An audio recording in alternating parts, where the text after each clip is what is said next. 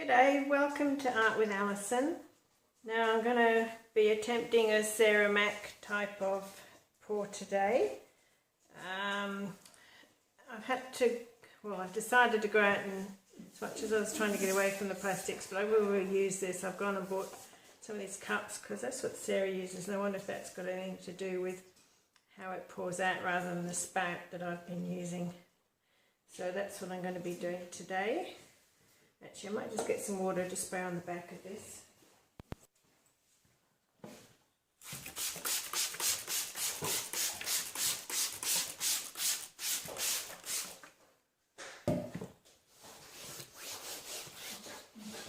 That just helps tighten the canvas. Alright, now noises you can hear are my dogs. I have lots of dogs, and is that straight for you? I think so. And yeah, they do make a lot of noise. Alright, so I'm going to be using this cup. The colours I'm using, I've actually decided to go, because I've got a lot of them, with Eraldo paints.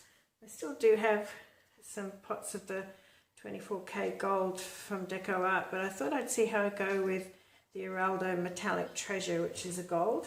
And I also got Metallic Ocean Blue and Metallic Lavender, Metallic Fuchsia. Actually, the Metallic Fuchsia I decided was a little bit too pink, so I actually added a little to 100 grams of a mixture of Floetrol and paint. I added an extra, I actually added the extra 3 grams to of the Floetrol. I had an extra 3 grams of, 3 grams of the just Eraldo Cool Red, just to make it not quite so pink. So, I mean, it is still pink because it's fuchsia, but I don't quite like the colour it's coming. I only needed that little bit of Cool Red just to darken it that touch. And what else I've got? I'm using Metallic Ice Gold, which is kind of like a metallic white with a little tint of gold to it. And in the Metallic Ice Gold, I've added 20%, yes, it was 20% of the satin enamel. That's 20% to the, once I'd mixed up the paint with the Floetrol, I then added the 20% extra of the satin enamel.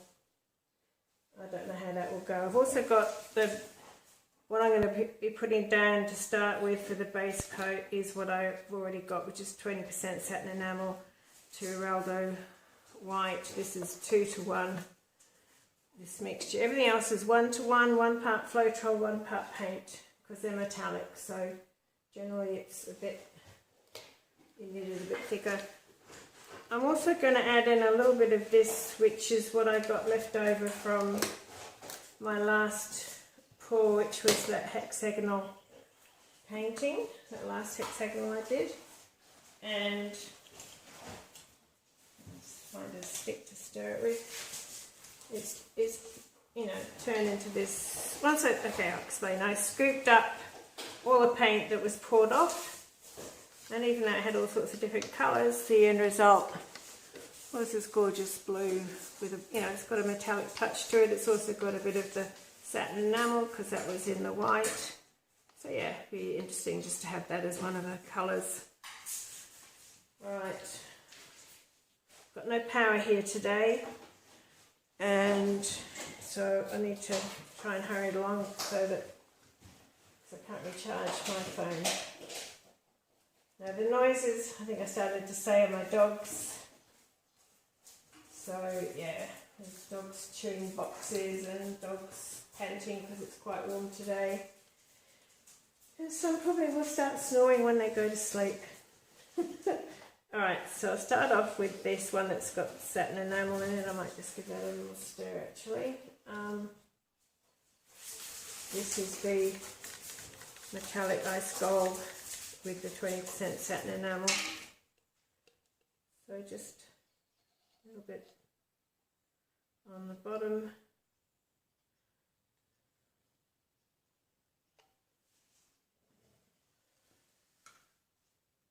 And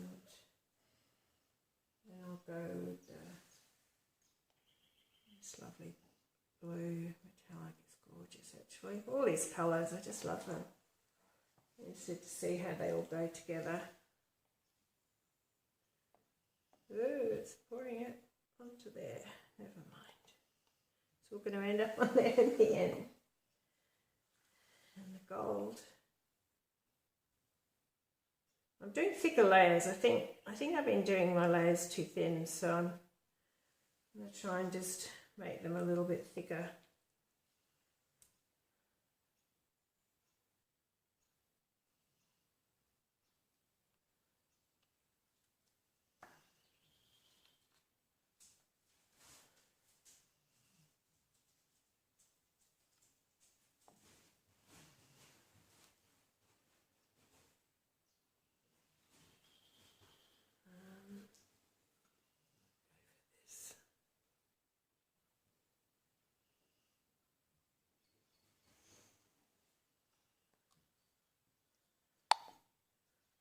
I'm not going to put the fuchsia next to the white because I don't want it to be more pink, if you know what I mean. If I get any more out of that. Just as a barrier between the blue and the gold. Don't really want green.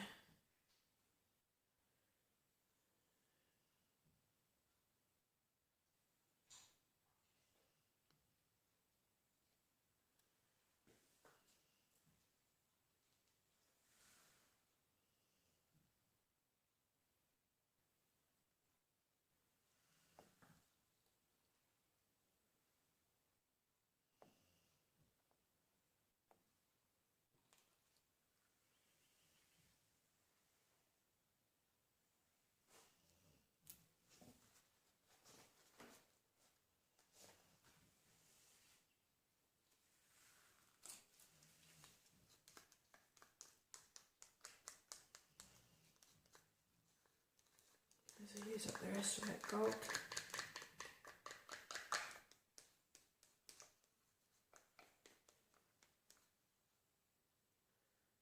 A little bit left in the pot. My flies got in the house.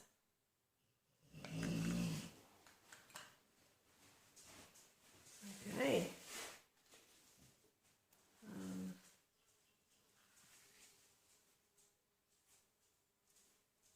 I think that's as full as it can get. Alright, I won't worry about that too much because I'm going to pour on this here is this white with the satin enamel in it.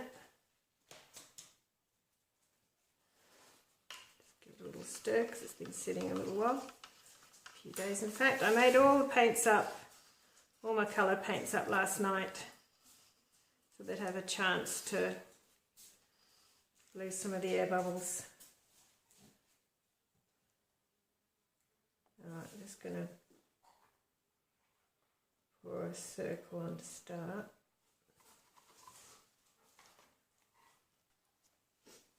Alright, here we go. We shall see what happens. I'll just clear a bit of space for the mess I'm going to make. Just go for it.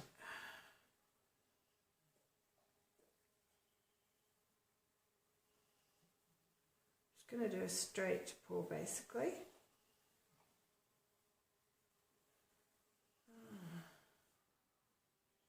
I am getting more of the effect of coming out to the sides a bit more.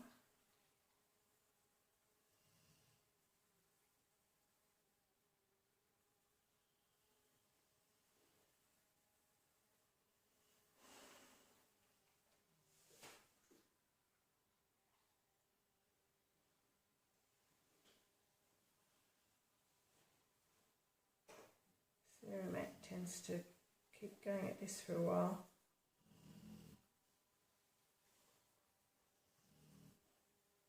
Mind you, I don't think mine's turned out quite as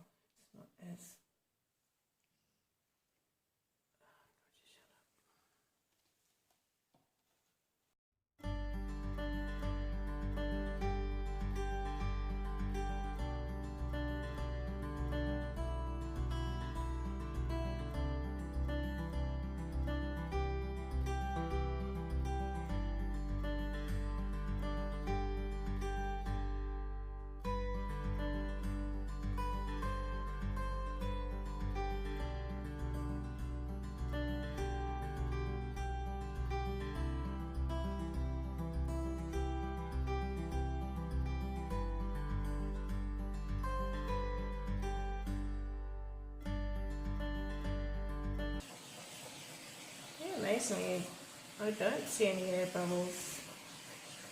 It's often just doing the straight pour brings in air bubbles. Maybe because the paint is so thick, didn't incorporate it so much, but this will help the cells to come up, you know, because of the different gravities of the different paint colours. Most of these metallics are semi-transparent, which is fine. It just means you can see through them to other colours, which sort of can give a good effect. Anyway, let's give this a twirl or something. Just going to start off just by stretching it a little bit.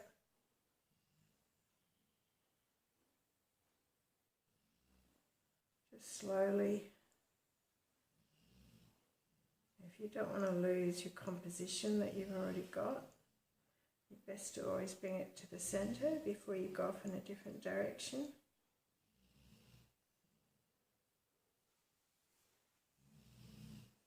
One of my dogs is snoring very loudly, I can hear. To the middle, and this way.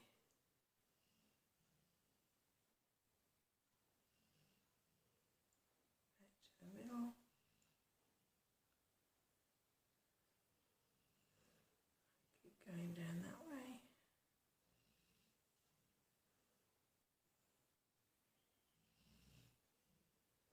Back to the middle. This is a 50 centimetre by 40 centimetre canvas.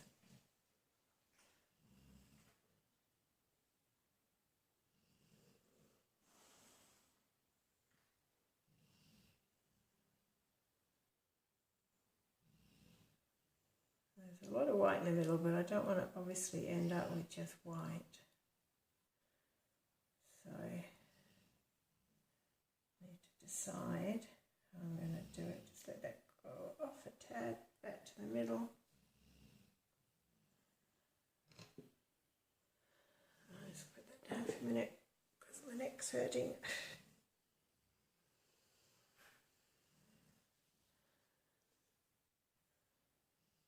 So it's kind of squished off down that way, so I might kind of head over there and then around that way and then bring that back.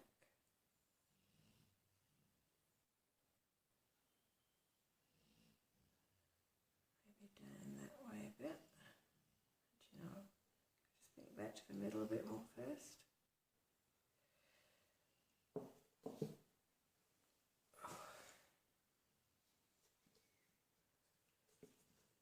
Down this way actually.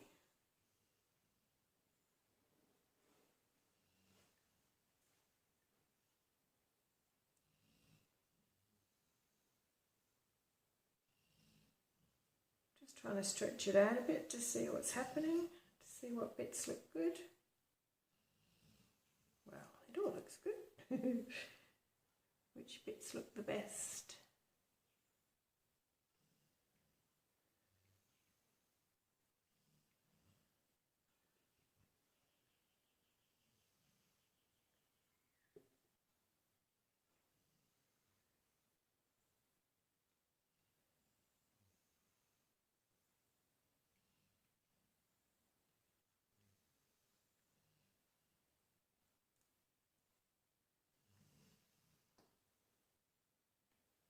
Let's just have a look at it.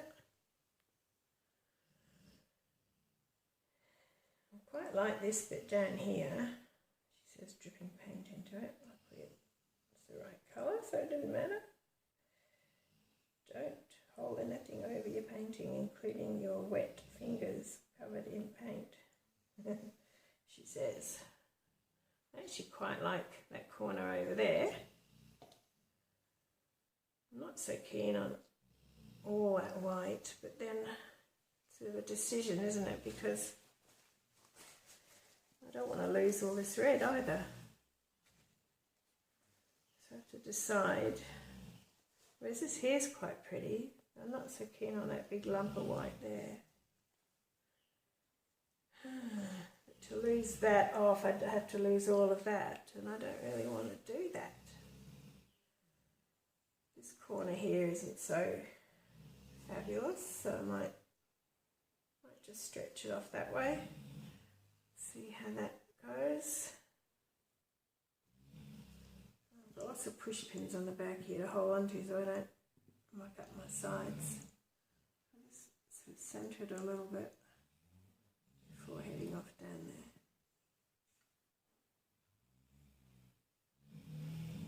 Maybe I'll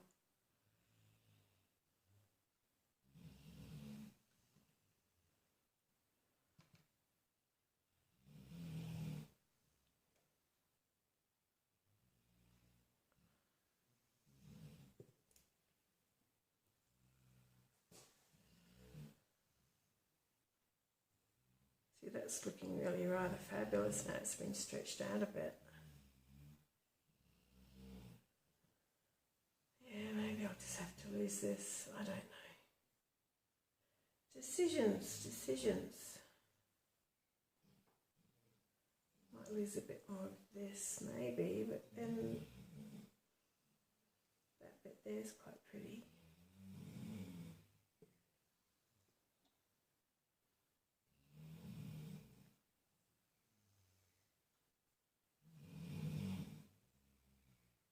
One of my dogs is snoring very loudly, but afraid that's how it is. My dogs all live in the house with me, so that's just the way it is. Right, not so keen on that big blob of white. I do like what's happening up here. So I have a choice now. Do I, I could just lose all of this and then just stretch all this out and have a painting that ends up mainly like that.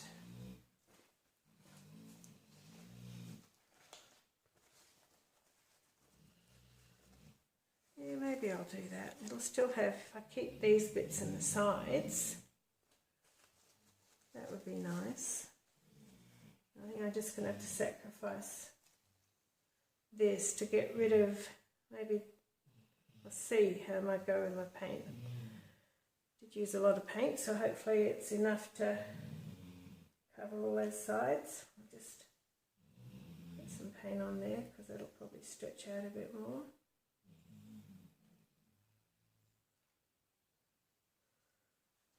Just put a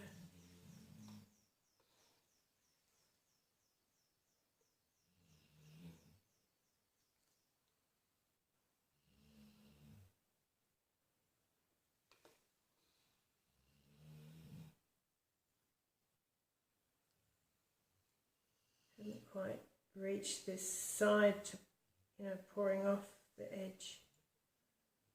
So I'm just adding a bit more of that blue in there so it doesn't need to come off. It might come off all by itself as I'm doing this, but we shall see. Alright, here goes. I'm just going to lose that bottom bit.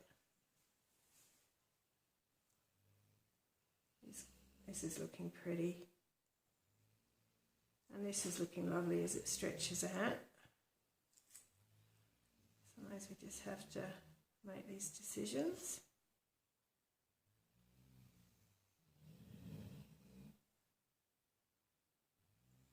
Don't worry, I'll be scooping this paint up to use in another painting as I did with the blue here. Oh, it's quite nice actually.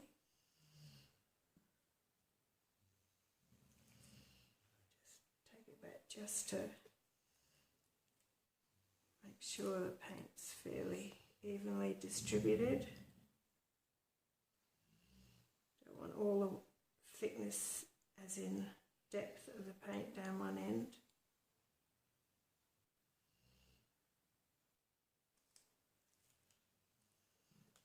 Oh, I quite like that. There's a big puddle there. I'll see if I can move this over a bit. There we are. Big snore for my dog. One of them. Yeah. Quite like that.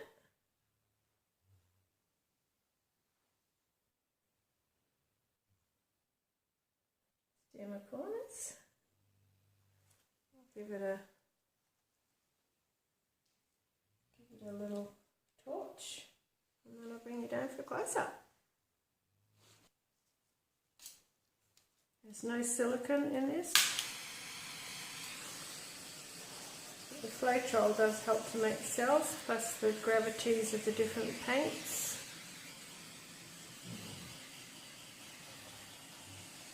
mean that some will come up, and the heat just helps that along.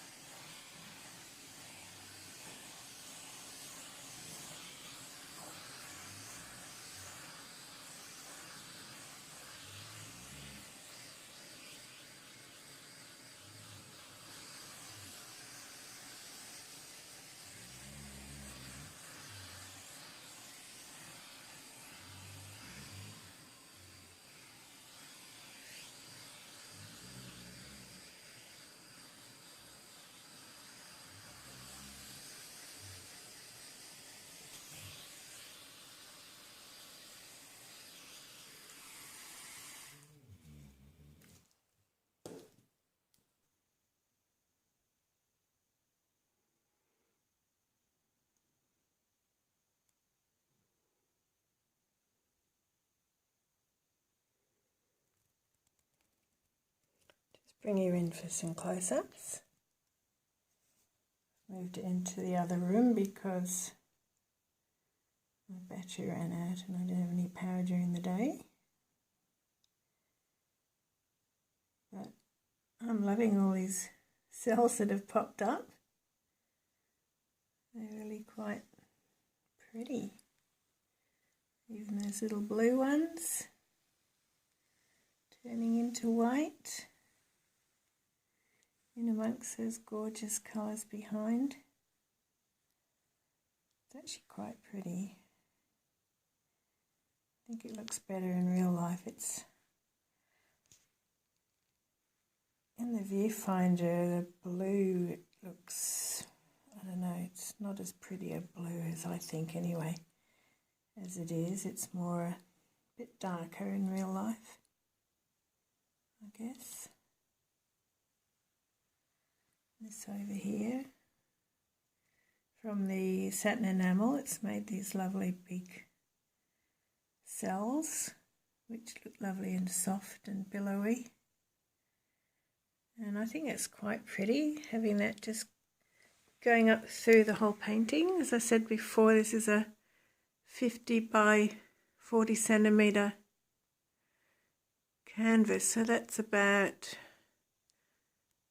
20 by 16, I think. I'm not sure. I know that 20 is 50 centimetres.